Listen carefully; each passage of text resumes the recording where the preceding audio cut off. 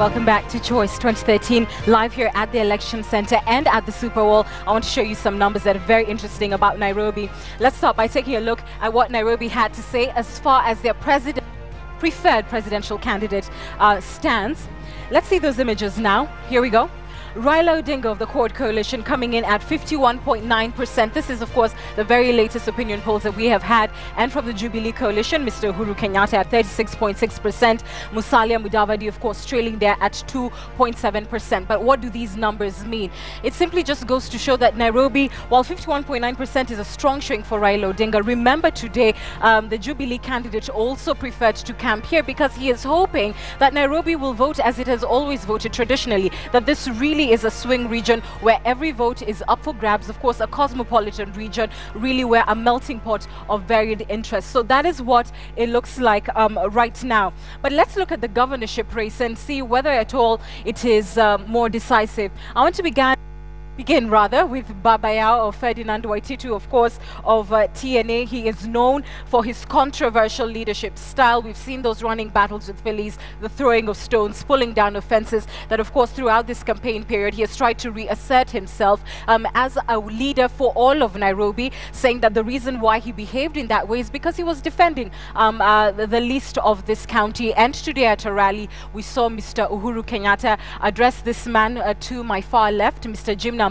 You'll remember from the nominations, he was sincerely displeased with the fact that he did not get the TNA nomination and moved on, of course, to APK.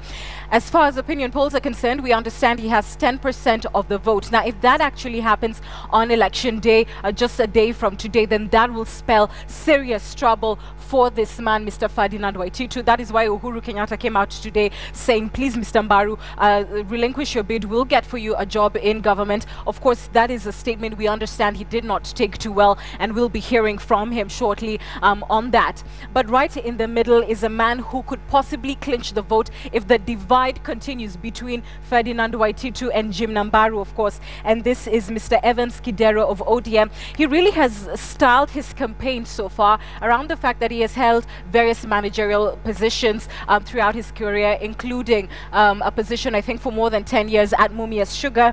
Of course, he's also receiving criticism, and that stems from a debate that he held with this gentleman on live television, where audiences felt that he have come off as an elitist politician and not really understanding the full dynamics of Nairobi. But certainly each one of these men has had to face a scathing battle as they search for that decisive vote here in Nairobi. Remember, while it is one county, for one to be declared the president, they will need to get 25% of the vote from more than half of the counties. And Nairobi, certainly because of its vast resources, because it remains the commercial hub of this country, remains one area that no politician wants to lose ground come the 4th. Well, that's it from me. Of course, these are numbers, registered voter numbers. I will not get into them right now, but this is basically how the country has been voting so far, and it's important to have a strong showing in this election. That's what every candidate has been asking for, James, in this very large